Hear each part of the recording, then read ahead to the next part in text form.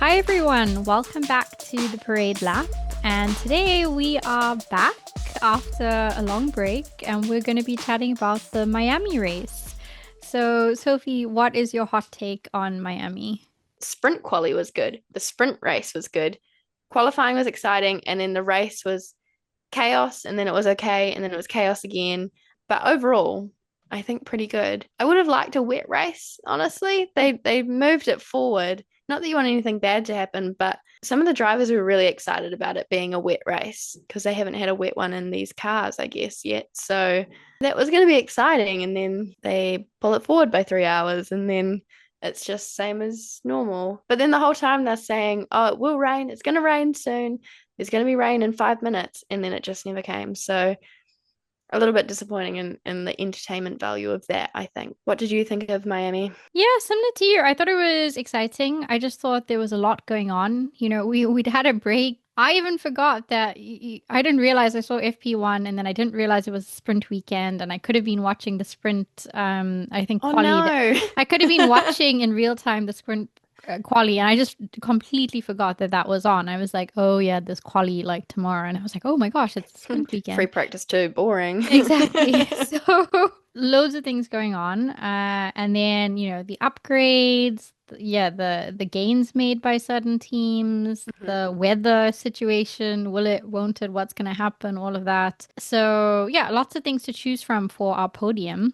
So maybe we should get straight into that. What was your P3? My P3 is a source of entertainment this season, and it's about the movements in the midfield, that there actually are movements happening. I think the way that the constructors are set up at the moment is there's three groups. We've got the front runners, Mercedes, who are so far ahead, it's getting boring. Ferrari and McLaren, they're all pretty consistent, I would say. And then behind them, Red Bull, who are like tethering on being in the top group, but they're actually competing with the midfield cars more than the front ones. And then Alpine in P5, Haas in P6, and then Racing Bulls, who generally I think are doing well, but then they keep struggling or they make a few mistakes and things. So they're almost falling into the bottom category, which I have called the not competitive teams, which is a little bit harsh. But Williams, they're just like kind of not, they're not having a lucky time. And then Audi, Cadillac, and Aston, I honestly have forgotten they're there most of the time. I think the constructors this season are more entertaining than they were last season. And as the rate of development increases, it's going to continue being a thing that I think will have lots of swapping, just like minor places of the teams, unless something crazy happens. And if you take Mercedes out of it, it's interesting for the rest of the field. So I'm enjoying that. It's very interesting, P3, also given, just this race, right? So Alpine did Mm. really well, well, at least on Franco's side, and we'll probably get to that. But, they seem strong and they have seemed strong in the previous races too, before the break. So Hmm. that was surprising. And yeah, I'd say very happy for Williams this race to have gotten double points in the race. It didn't look like they were having a very good season, especially given last year's season where we were getting very excited for where they were headed, and it seemed like they were going to progress. They were going to be the best of the rest. Yeah. And then it just felt like such a setback this year. So it was good to see them also coming back. So yeah, you're right. It's a lot of gains, like moving forward, moving back, and change ups Yeah. in that midfield. Yeah. I would say maybe it's a little bit harsh putting Williams in the not competitive one. The bottom three are definitely in the like, you don't have to worry about them. Williams can move up, I think, and VCARB as well, I think will move up. Same how Red Bull is kind of on the edge. I think those two have potential to be higher. At least it's something to think about, like Did you further put down. did you put Audi in the not competitive? Yeah, they pop up on my screen and I don't notice them. Like in Okay. the drivers' parades and stuff, I kind of forget that Bortoletto and Hulkenberg are there. Oh, Perez, I've only Perez. heard one interview of so Yeah, no, far. I mean Um, Cadillac and obviously Aston are having a shocker, so like they're yeah, always like, bottom. But yeah. okay, interesting. I don't know. Maybe it's because I'm not taking notice of them, Yeah. but if they do something good, then I'll be happy for them. But I don't know. Their livery is also really boring to me. Oh, but I loved their team kit. I loved it with like the iridescent rainbowy stripes on it. I really liked the team kit. So Nice. I will give them that. I did notice Audi for their team kit. Cool. Yeah. Okay. Yeah, so let's see where that lands, as we go on with the Yeah. season, like who goes up, who goes down, and what ends up happening. Like you said, like if someone ends up with a podium or something, being really in the points. Mine is kind of the opposite of what you were saying for your P3. My thing is that our 2025 contenders, front runners, are back in the mix in Miami. So you've got Lando slash McLaren really back in there, and Max. Like Max looked like he was back too. So it's like they've kind of woken up, and now they're coming back into this season. And so yeah, I thought it was just a major step forward for both of them. McLaren, we saw Oscar on the podium in Japan. So, it was his first race, and he ended up on the podium, and now he's back on it. Yeah, they were looking strong, especially the sprint. Did really well in the sprint. And Yes. two ended up being 2 and 3 in the actual race. So Oscar Lando second and Oscar third. And Lando looked like he could have won the race. So potentially, maybe there was a chance that he, Mm, he could have actually ended up winning it. So yeah, I think we were joking the last time on the Japan session that we were talking about that maybe Lando was going to take it easy, or is he kind yeah. of has he kind of checked out now that he's gotten his championship title? But yeah, no, he looked strong in the sprint, and he was really like unhappy to not have gotten the win in Miami. Mm, So you can see it coming back. Like he now kind of maybe believes in the car more. And I'm curious to see what happens with them. Like if McLaren keep performing and doing well, what does that mean for Mercedes and how far they ahead they are? And then Max came out of nowhere. Like it was so cool. yeah, this was what? And his qualifying lap, to go, he went, obviously, Kimi put on an amazing lap in qualifying, but Max went straight to two. Like, he Mm, was on the front row out of nowhere, and he was competing, couldn't even get past the Alpine, like, in previous races. So yeah. that was huge gains for those teams and individuals. Yeah, Max was cool to watch because he was just getting stuck in the whole time, and it doesn't matter wherever he is, he will battle. Red Bull is still in contention, but I'd like to see them get like a solid result. Yeah. I mean, Hajar had a terrible race, like the actual Mm, race. And he's mm, so frustrated. And again, in the last episode, we were talking about this Red Bull curse and how's he feeling. And mm-hmm. I don't know, it definitely Grumpy. wasn't a good one. And hopefully he can, get into a different mindset and just, feel better going into the next races. Mm, Especially now that Max is stepping up, because that I think yes, puts pressure on you as a teammate. If he's now yes. performing in the car, then it's extra pressure on you. He just needs, yeah, a bit of change in luck, probably. And then, Yeah. if he gets a really good start and then other things happen around him, then he'll probably be away. I think he just keeps getting caught up in things, which is unfortunate. But Yeah. yeah, rooting for him. That leads beautifully into my P2, which is McLaren is back with a question mark, because it certainly seems like they are. As you were saying in your P3, I was thinking about Lando's post-race interview, how we heard him like say that he was disappointed not to get the win. And it was really strange. It was like watching like an old recording of him from last season, or even the one before, where he was upset to get a P2 when they thought they deserved the win. So it was like watching an old thing, but then he had a number one on his hat. So it was really bizarre. It was sort of like, oh yeah, you're still here. So that was cool. And I was happy for Oscar that he was up in the mix and seemed to have like a good time doing it. And I love that my favorite fact from last episode, last race, has continued, that Oscar still has an 100% podium streak for races that he starts. He did it in the sprint and the Grand Prix. So yeah, legend. Love it. It seems that the break was a good thing for McLaren, and I'd expect it to continue, that they will continue to get better. And overall, I think they seemed a bit more confident, the drivers, like the team in general. Yeah, so that is one to watch for sure.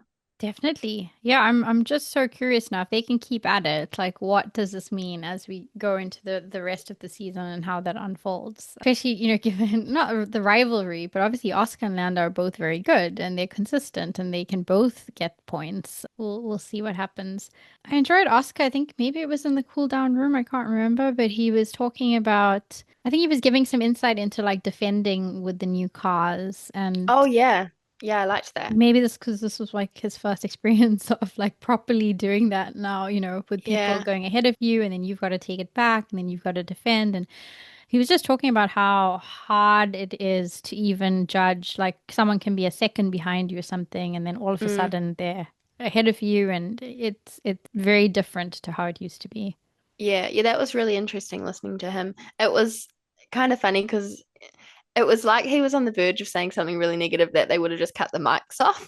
There must be a few seconds buffer on the live coverage that they could have if they needed to. But yeah, just interesting about the judgment. These are people who have been racing like pretty much their whole lives, and they know all the things to look out for, and like they have a feel for how it all works. So then now that the cars are different, it's sort of taking away one of their senses almost. That's sort of what that made me think of when he was speaking. But it was nice to have two McLarens back in the pull down room. And it did kind of match the prediction that we had last time that Mercedes wasn't that one, but that McLaren was going to be back on the podium. And like in the sprint, it was Charles with them, so there was no Mercedes Mm. there. So it was close enough to the prediction that it was like I had some satisfaction in it. Well, if we go back to Hmm. your prediction and ending on that segues really nicely into my P2, which is Charles's last lap.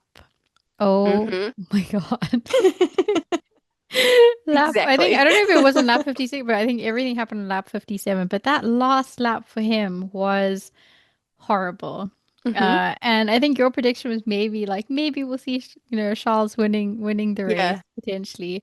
Up Um, until that point, he was looking really good. He wasn't going to win, but he was having a good. I text you after FP1 saying like, "Oh, maybe he will." And then in the sprint, I thought, "Yep, I'm feeling pretty good for yeah, this." And he's looking then in good, the race, it solid, was like, "Oh no, that's gone." exactly. So we thought, at least he's on track for a podium at the very least. And he's been pretty Mm, solid with the P3s and at least, getting a podium.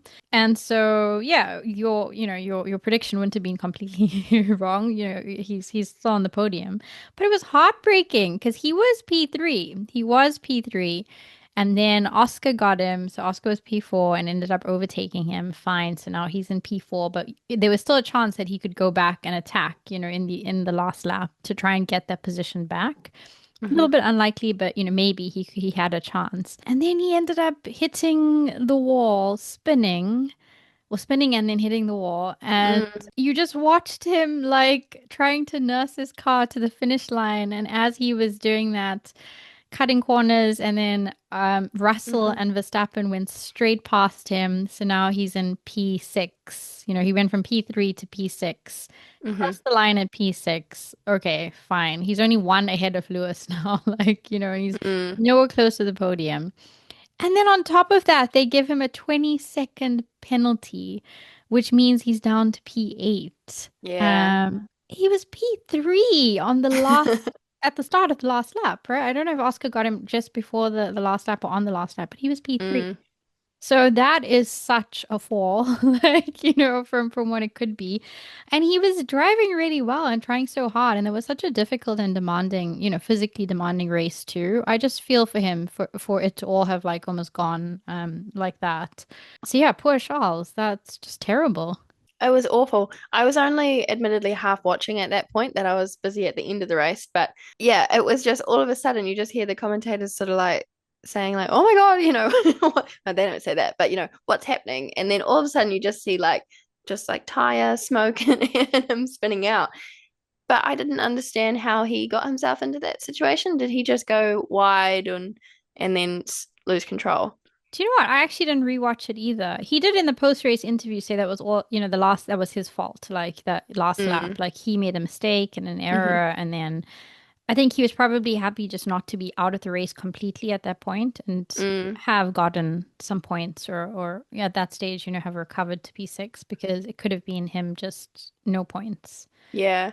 I think I started watching it halfway through him spinning. Like that's when Mm. it caught my attention.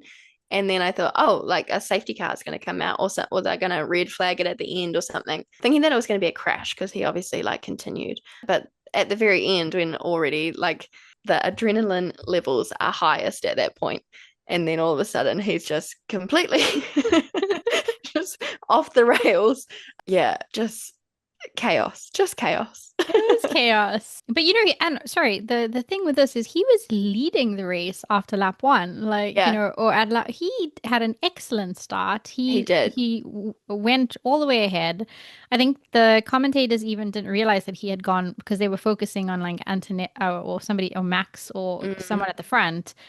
Or Antonelli, and then they didn't realize that Charles was actually leading the race. And so he had an excellent start. He was doing very well up until maybe like Ferrari strategy where they pitted him, and he wasn't happy with that. And he even mm. went on the radio saying like, "Oh, well, you guys can consult me, like maybe next time, like why did we pit?" So that was unfortunate. That's when he lost the lead of the race. But yeah, he was doing well. So it makes it even worse that that's what happened to him. So yeah, I feel for him, and I'm not really quite sure how he's going to recover from that, or whether it's just going to be Yeah. on his mind. And but yeah, that's not great for him. Yeah, I don't know if Canada is a track that he particularly enjoys, if because it would be different if it was like a Mm. track that he loved coming up next and be like, no, I'm going to this one and I'm excited for this. They're very good with their mindset and everything, but yeah, it'll be, I don't know, hopefully better for him. But I'm actually not finished talking about him because that is also my P1. So sorry, poor guy. But I've just ridden chaos on the first lap and the last lap. I like how poetic it was this race. Max spun out at the very start, recovered beautifully in the middle of the pack, like not in the middle of the timing screen pack, but literally in the middle of the track with people going around him. He did a perfect little spin and he just kept going on. And then Charles sort of did the same at the end. So it was just like we don't really see that often. And then it happened at the start and the end, and both of them were fine. Charles obviously got the penalties and everything, but Max got driver of the day after, I mean, he had a good race, but yeah, it's just so weird. I think it was my P1 because it was just bizarre. I Mm. liked it, but it was enough that you really like paid attention. Yeah. It was entertaining and just impressive that they managed to spin at I don't even know what speed you'd be going around and then continue. So that was my P1, that they were just chaos.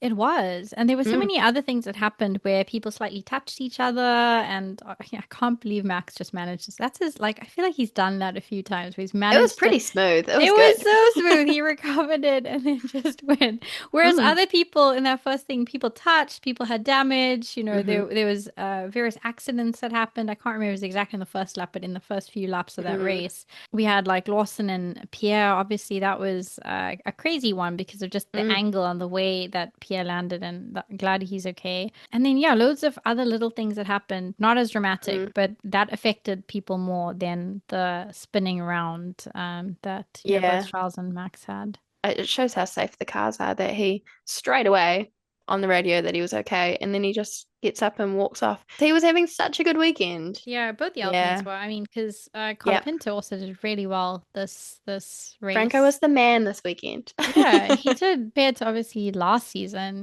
That is an amazing result for him to be in the top 10, Absolutely. qualified so well, held off the other cars, and managed to keep that.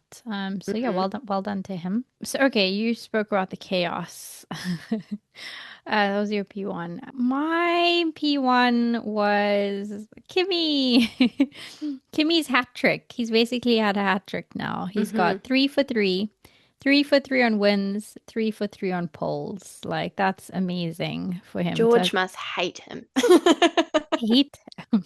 Like one time, okay, fine, whatever. Maybe George had hmm car trouble. I can't remember what was happening. But Yeah. now it's like, okay, again. What is the And saying? Three's a pattern?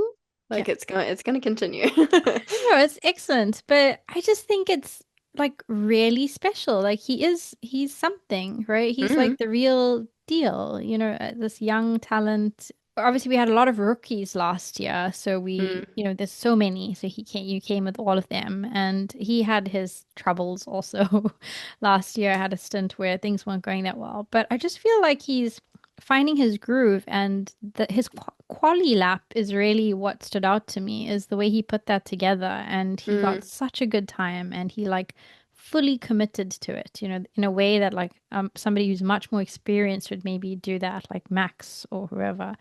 And yeah, he got on pole. He's had 3 of them and he's converted them. He's had terrible race starts, but yeah. somehow, which makes it even more interesting that he's managed to get ahead. So it's Mm, not like he's had a fantastic race start and then built up a gap and just stayed ahead. He's not had a good race start and somehow had to get back in the front mm, and stay there and then defend and mm, defend under a lot of pressure. And also, we've heard him on the radio be really stressed, and get a bit excited, especially as he's got to defend being in the front. But he's managed to help, like, hold on to it and actually take it to the win. And so, obviously, it's not just him, it's the team and it's like Bono and everybody that's supporting him. But I just think that it's awesome. And yeah, maybe we are going to see the youngest sort of like world driver, champion mm. at the end of this year because he's actually now the favorite, at least with like the bookies or, if you're betting on it. He's overtaken George and he's now the front runner to win this thing. So Mm. just really interested to see what happens with him. It's definitely a very special thing that we're seeing. He's obviously very, very good. George must just be absolutely stewing. Like it would be awful. But is George the only person who like hates Kimmy? Because I feel like everybody loves Kimmy. It doesn't matter who you are to some extent. He Mm. gets a lot of love, and Because he got. he's just likable, isn't he? He's just like young. And if he did anything silly, you'd be like, well, he's just a kid. I think when I watch him driving, I forget who it is until he gets out of the car and then he speaks. It's like, oh, you're so young. But yeah, he's doing so well. I was just thinking as you were speaking about his race starts, he's probably quite similar to Lando in that aspect, where and Lando last season specifically, where he was obviously the champion, but McLaren had the car advantage and they were really good at qualifying because of that, and then starting on the front, and then he'd muck up the starts and then end up winning. It will be really interesting if Lando becomes Kimi's biggest rival, which I don't really know if that's going to happen. But if it does, I wonder if that will be an advantage for either of them if they're similar. Like Lando might Mm. sort of know maybe how to psych him out a little bit, or we'll be able to anticipate him a little bit more if it's something that they kind of have in common. Interesting. And also, you made this point, but I think maybe he did have just one win in a normal racing Oh my suit. God, the poor guy. Yes. He did have one in just his normal Mercedes racing suit, and then Was he's it his had. first one or not? I think it was The his first first one. one, because then he had like the Japanese like wolf, the whole thing going on, and we didn't Awful. like. Now he's had like, Barney, like the purple Yeah. dinosaur type suit for this The one. purple, the purple, like I didn't mind that Mm, much compared to the wolf. I'll take the purple any day. mm, Yeah, I think when you join a team, like a big part of it is the look of the team. mm. Obviously, it's how much they're getting paid and what, everything about it. But Mercedes is a beautiful team. Like their kit's really nice, the car's nice, and then they make them wear these things and they're doing well. So obviously for that sponsor, whoever the purple sponsor was, that it was great for them because they ended up on the podium. But yeah, poor guy, just stick to the normal kit, please. Or if they're going to do a livery, make it like like a cool heritage livery, which they've done lots of things like that before. Because if this is going to be his championship year for either of them, if it's Kimi or George, if that was me, I would not want a bunch of like ugly race suits being on the mantelpiece of all, and I'm sure his family has all the things framed and his dad was there, which is lovely. And just let him wear the black Mercedes suit, please. I can't support it. Oh my God. Okay. And it was the same last season as well, how they had the ugly pink one when he had his first sprint podium or something. Those photos. Wasn't it Miami again? Because it was their Yes, their yeah, color combo. It was like maroon and pink thing. I yeah. remember They us should chatting about that. Yeah. they should just not do the Miami They speed. Yeah. should not. So all these like milestones, because everything he's doing right now, he's paving out like new records, isn't Yeah, he? he Like he's is. just going to This was a continue record. being the This was a youngest record. ever. Yeah. Yeah. So those photos are never going to leave his career. So yeah, I don't know who's not thinking about that. I don't think he's thinking about it, Sophie. So I Oh, do he won't think, yeah, care. He won't he's care. like, what? A win is a win. A championship Yeah. is a Yeah. championship. And good on him. Like he's doing very, very well. But yeah, I'm very excited for him to win in a normal team kit. So that might be in Canada, which is coming up. But before we go to that Yes. and our thoughts on it, any other points on this race before we go to meme of the week? My only other point is that once again, V Carb just absolutely smashed it with the Miami special livery.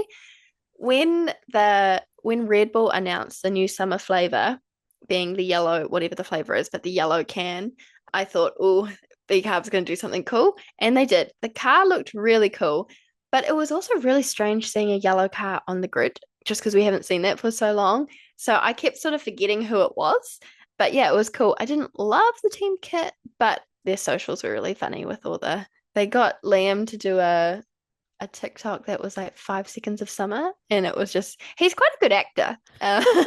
He's done quite well at that. And Arvid seems to get into it, so I enjoyed the that as a special livery, and that was kind of the only standout Miami specific thing that I noticed. Yeah. Did they have a driver's parade? Because I didn't actually No, see they it. did not. No, Oh, okay. So I don't feel no, bad they because didn't. we were chatting about what is the Miami driver's parade Yeah, going to be after the Lego one. nothing. And I was like, oh no, I've missed it. I didn't see it. And then I was trying to find it and I didn't see anything. So they didn't have Yeah. one. No, they just had like driver interviews, which I think they must have done from like the media pen area or, somewhere before Okay. going on the grid. I think it was because of the weather, but I also don't think they had anything special planned. I think if it was good weather, they were just going to be on the normal track, it seemed. Wow. So they Um, can't really top if you do something too well, then maybe you yeah. can't really do something And else. maybe that's the way to do it. If you can't beat it, like why put so much effort into something and people go, no, it's not as good as the last one. Just put them on a truck. Fair, fair enough. Yeah, so it was just driver interviews. So maybe next year they'll do something again. So, meme of the week. What is your one?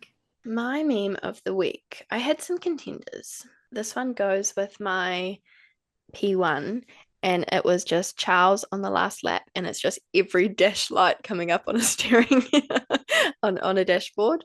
One of them is this one, which is the Oh yeah, stop, yeah. stop, he's already dead and the FIA because A classic. giving him that 20-second penalty when he's already dead, like just leave him. That was honestly I felt for him. And the other one might be a bit of a controversial one, but it's on like the F1 thing, and it's literally a poll of like who suffered more in that race, and it's like Charles Leclerc or Jesus Christ, and people have said Charles more, 75% there. Ouch. So yeah, it's just yeah, it was bad.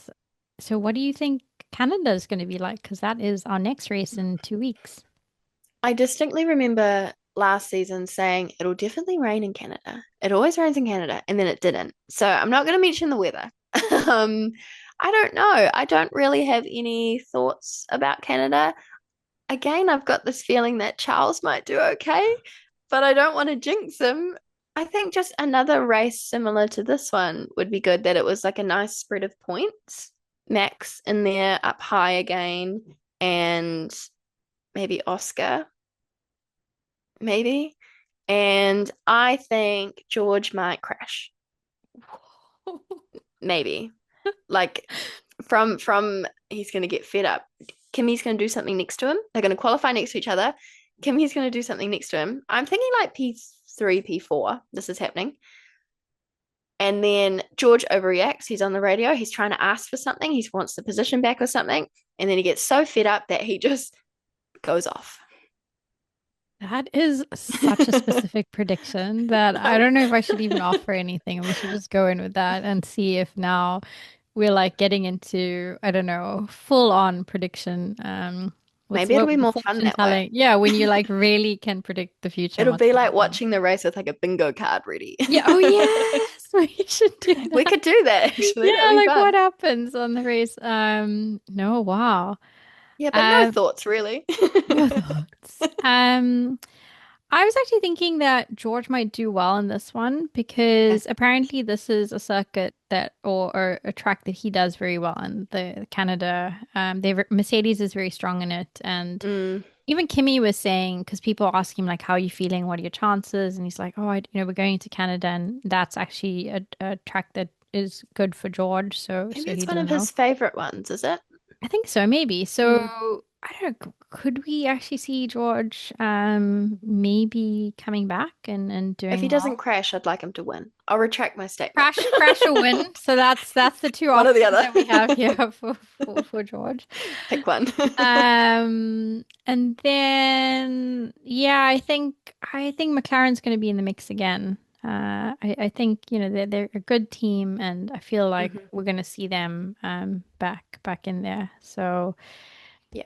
yeah, it could be another sort of like Mercedes, McLaren, but potentially maybe it's George. Mm.